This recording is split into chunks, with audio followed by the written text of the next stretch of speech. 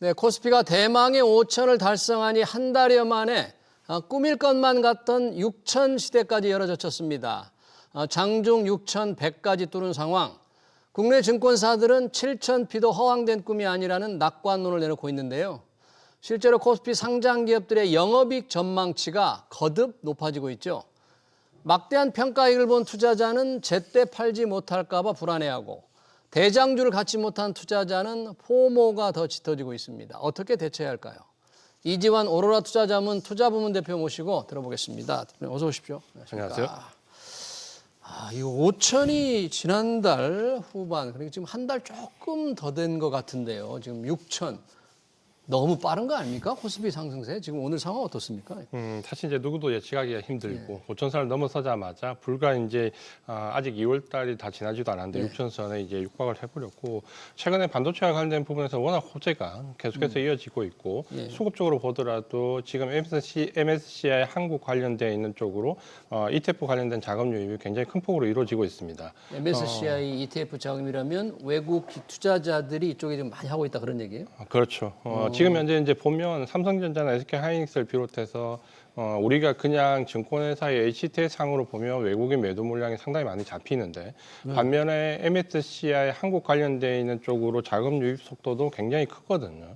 그러면 이게 어느 정도 불일치가 되지만 그렇게 놓고 본다면 직접 투자를 하는 단기 헤지 펀드들은 일부 차익 실현을 하고 있지만 중장기적으로 ETF를 통해서 투자하는 외국인들은 여전히 자금이 유입이 되고 있다라고 좀 보셔야 될 것 같고. 아니 코스피의 순매수 매도 동향을 보면 외국인들이 계속 파는 걸로 나와서 외국인들이 이렇게 팔고 있는데 개인이나 기관만으로 이렇게 올라갈 수 있나 좀 고개를 갸웃했거든요. 아마도 이제 그런 부분이 좀 있으실 것 같고 최근에 보면 코스피도 마찬가지고 코스닥도 마찬가지지만 금융투자 쪽에 매수가 상당히 많이 잡히거든요. 그러니까 전통적으로 금융투자 쪽의 매수는 차익거래, 프로그램 물량이다라는 인식이 굉장히 강한데 최근에는 ETF와 관련된 연관된 물량이다라는 해석도 새롭게 나오고 있습니다.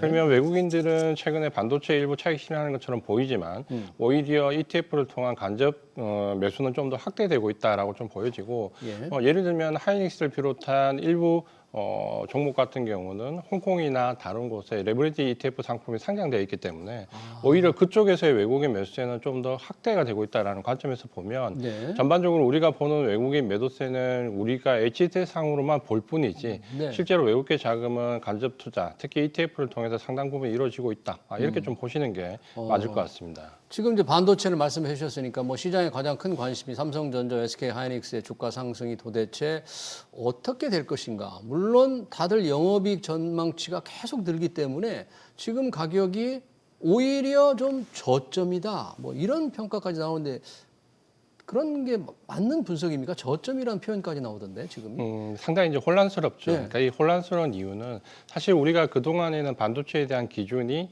지금과 좀 달랐죠. 그러니까 반도체 가격이 상승한다라고 하면 전통적으로는 보통 PC나 모바일 관련된 쪽에 스팟 가격, 즉 소비자 가격 상승을 얘기했거든요. 그러니까 이런 경우는 과거에 우리가 반도체 가격이 급등을 하더라도 주가에 잘 반영을 안 했습니다. 그러니까 이유는 한 분기 이상 이 가격이 지속될 가능성이 그렇게 높지가 않고 그러다 보니까 이 반도체에 대한 주가에 대한 기준은 전통적으로 PER보다는 PBR 기준으로 설정을 많이 했습니다. 주가 순자산 비율 기준으로 했는데. 그렇죠. 그렇게 하다 보니까 주가가 상당히 좀 낮은 평가를 받았는데 최근에는 이 반도체 가격이 스팟 가격이 아니라 우리가 흔히 얘기하는 고정 가격. 그러니까 우리가 지금 얘기하고 있는 미국의 빅테크 기업들과 관련돼 있는 데이터 센터 관련돼 있는 매출은 B2C가 아니라 B2B 가격이거든요. 그러니까 요거는 고정 가격이라고 하는데 전통적으로 고정 가격은 스팟 가격처럼 사실은 많이 오르지 않았습니다. 그러니까 스팟 가격이 아무리 올라가더라도 이건 일시적인 현상이기 때문에 고정 가격은 중장기 계약을 하기 때문에 대부분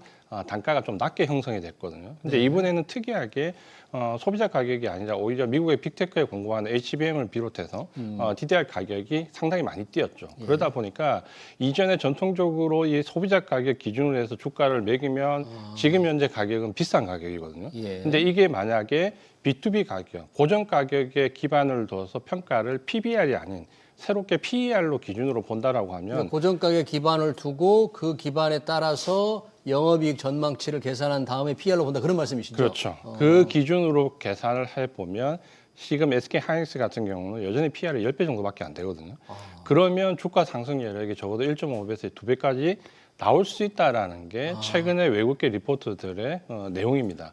그러다 보니까 최근에 나오는 삼성전자나 SK 하이닉스 가격의 목표 가격의 상향은 오히려 우리나라 증권사보다는 외국계 증권사 리포트들이 더 공격적으로 나오거든요. 네. 이전에 우리가 윈터 이즈 커밍이라고 그 울부짖었던 모건 스탠리 같은 스탠리. 경우가 네. 사실은 100조 원 넘는 영업이익을 가장 먼저 발표를 했고 삼성전자. 최근에는 네. 그렇죠. 최근에는 뭐 삼성전자 영업이익이 130조, 180조, 이번 주 들어와서는 200조 원까지 얘기가 나오고 좀 더 공격적으로 나오는 홍콩계 리포트들은 내년도에 2027년도에는 삼성전자 영업이익이 엔비디아를 앞설 수 있다라면서 글로벌한 빅테크 기업들 중에서 삼성전자가 1위로 올라설 수 있다는 레포트도 나왔습니다. 예. 그러다 보니까 지금 현재 삼성전자나 SK 하이닉스 주가는 사실 우리가 이전에 전통적으로 평가했던 방식으로 평가하기는 좀 곤란할 것 같고요. 새로운 이제 그 최근에 유행하는 뉴노멀 이 기준으로 봐야 되지 않을까 이렇게 생각을 하고 있습니다. 그런 뉴 노멀로 봤을 때 외국계 증권사들이 훨씬 우리보다도 더 목표치를 더 높여 잡고 있다 그러면 앞으로도 그런 기준으로만 따진다면 상승 여력이 더 있다. 이제 이렇게 봐야 되고 그렇다면 현재 주식을 가지고 있는 사람들은 뭐 너무 불안해하면서 자꾸 팔 가격을 체크할 필요까지는 없겠네요. 그렇다면? 아마 이제 지금까지는 어떻게 보면 장기간 보유하셨던 분들은 본인이 그 팔고자 했던 의도된 가격을 너무나 빨리 지나쳐서 올라왔기 때문에 네. 어떻게 보면 팔 여유가 없었거든요. 예. 그럼 예를 들면 삼성전자 같으면 우리가 증권사 레포트들이 13만원에서 15만 원대 매도가 가장 많았거든요. 예. 그런데 그 가격대를 순식간에 넘어서 20만 원으로 와버렸기 때문에 네. 오히려 이제 고민은 지금부터 시작될 가능성이 좀 높아 보이고 아마도 이제 지금은 20만 원까지 혹은 하이닉스가 100만 원까지 거침없이 달려왔지만 네. 이제 수급적으로 보면 조금 쉬어갈 수 있는 구간이 아마 3월 초 중반에 나올 수 있습니다. 3월 초 중반에요. 네. 왜 그러죠? 그 시점을? 지금 이제 우리가 수급 구조를 보면 예. 앞서 말씀드린 것처럼 지금 삼성전자는 개인도 그 하이닉스도 역시 마찬가지지만 외국인도 매도하는 걸로 나오고 개인도 매도하는 걸로 나오거든요. 예. 그러니까 오로지 매수의 주체는 기관으로 잡히고 기관도 우리가 전통적으로 매수의 주체라고 봤던 투신이나 연기금이 아니라 금융투자 쪽이거든요. 그러면 앞서 말씀드린 대로 금융투자는 전통적으로 차익 거래를 위주로 하는 프로그램 매물이기 때문에 이 부분에 ETF 물량이 상당 부분 포함되어 있다라고 하더라도 네.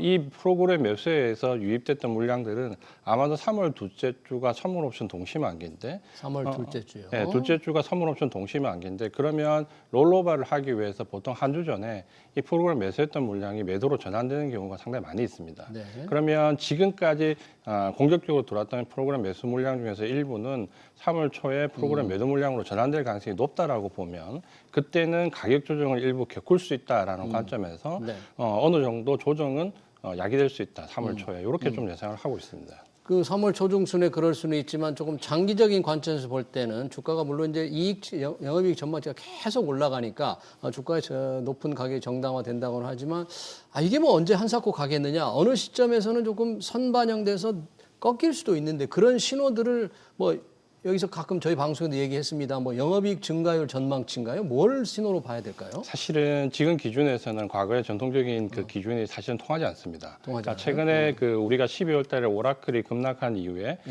AI 관련된 종목들에서 소프트웨어 관련된 종목들이 물론 AI 대체와 함께 아마존이나 메타 같은 경우가 조금 주가가 위태로웠던 경우가 원래 이제 우리가 닷컴 버블 때 기준으로 전조 증상을 삼았던 게 흔히 얘기하는 그 영업 흐름, 그러니까 현금 영업 흐름에서 우리가 캐펙스라고 하는 자본적 지출, 예. 요거를 뺐을 때 실제적으로 이게 마이너스로 전환되느냐 되지 않느냐를 기준으로 많이 잡거든요. 예. 그래서 그게 영업 현금 흐름에서 캐펙스를 뺐을 때 나오는 그 자유 현금 흐름이라는 부분이 마이너스로 전환되면 버는 것보다는 투입되는 자본이 훨씬 커지면서 부실화된다라는 전조영상을 봐서 닷컴 버블 때 이걸 기준으로 삼았거든요. 예. 근데 그렇게 되면 지금 현재 오라클이나 이런 종목들이 가장 먼저 마이너스 전환이 되었는데 네. 문제는 지금 현재 하드웨어 쪽으로 보면 반도체나 전력기관 같은 그 종목들은 사실 이익시가 워낙 크게 나오기 때문에 이 부분이 마이너스로 전환되는 시기는 상당히 뒤쪽으로 갈 수밖에 없다라고 보면 예. 지금은 전통적인 시각에서 어떤 전조 증상을 찾아내는 것은 지금으로서는 제가 볼 때는 지표상으로는 좀 불가능하지 않을까. 그래요? 이렇게 좀 보여지고 네, 또 한 뭔가 가지 찾아내야 될 것 같은데 그래도. 그래서 아마 이런 게 기준이 저는 좀 네. 더 현실적인 게 네. 그 헤지 펀드들의 수급을 보는 게 좀 빠르지 않을까라고 좀 싶고 예. 우리가 흔히 얘기하는 닷컴 버블 때 그 헤지 펀드들의 수급을 보면 예. 닷컴 버블 때 기술주들이 워낙 거품이 끼었다고 해서 투자를 전혀 하지 않았던 펀드들이 있고 그 기술주를 추종해서 쫓아갔던 펀드들이 따로 네. 양분됐었거든요. 네. 그래서 우리가 기술주를 추종했던 펀드들은 뭐 대표적인 조지 소로스의 퀀텀 펀드들을 얘기하고 네.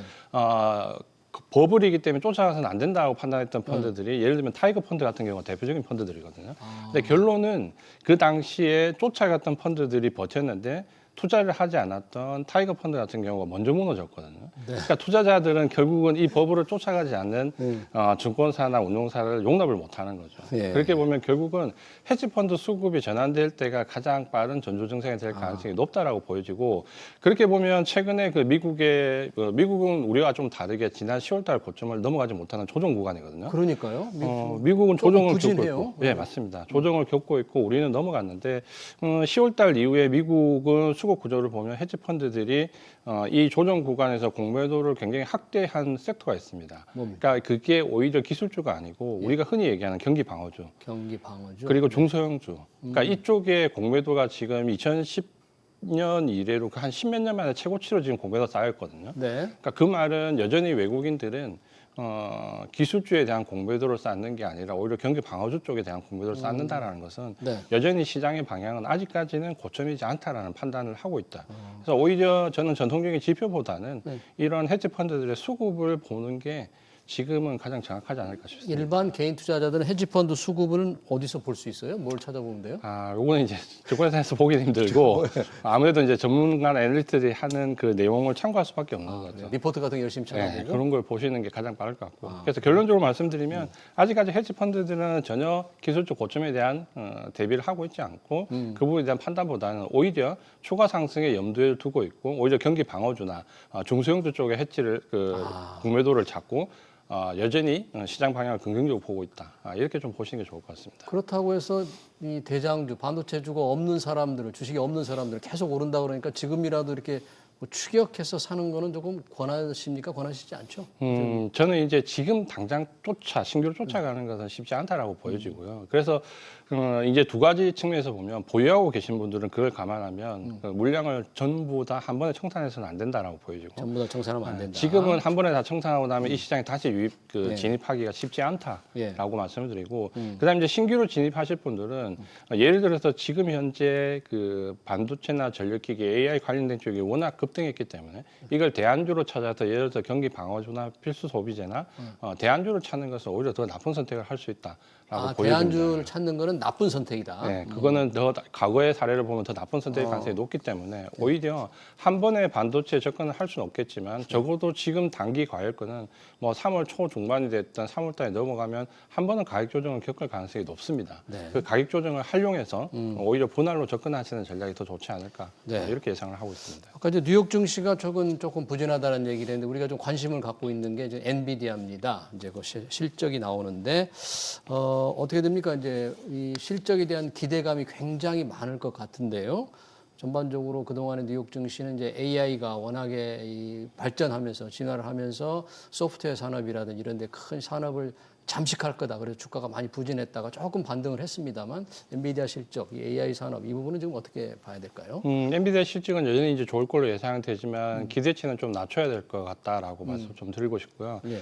가장 큰 이유는 일단 AI 칩 자체의 경쟁은 이제는 좀 이제 어떻게 보면 독점적 위치에서 최근에는 구글이나 아마존, 마이크로소프트처럼 자체적으로 AI 칩을 생산하는 쪽이 늘어나고 있기 때문에 경쟁은 좀 더 치열해질 수 있다라는 부분을 좀 보시면 예. 독점력에 대한 부분 어떻게 보면 프리미엄을 이제는 좀 감소할 수 있다라는 것과 네. 실적도 이제 눈높이를 좀 낮춰야 되는데 이전에는 엔비디아가 거의 한 분기 실적을 미리 땡길 정도로 강한 실적이 나왔었거든요. 예. 근데 지금은 어떻게 보면 올 이번 분기에 들어왔던 실적에서 기대치는 사실은 중국발 매출이었습니다. H200이 수출을 될 걸로 예상을 했고 이전 직전 분기에서 실적 가이던스에 중국발 매출이 포함되지 않았기 때문에 만약에 이번 분기에 H200이 수출이 되고 중국발 모멘텀이 포함됐다라고 하면 실적은 예상보다 훨씬 높게 나오는 서프라이즈를 기대할 수 있었는데 안타깝게도 이번엔 중국과 매출이 포함되지 않았기 때문에 이 부분을 감안하면 기존에 예상했던 실적을 살짝 상회하는 수준으로 기대치는 좀 낮춰야 되지 않을까 이렇게 좀 보여지고 예. 반면에 이제 다음 분기 가이던스는 중국발 모멘텀과 지금 최근에 중동, 사우디나 UAE를 비롯해서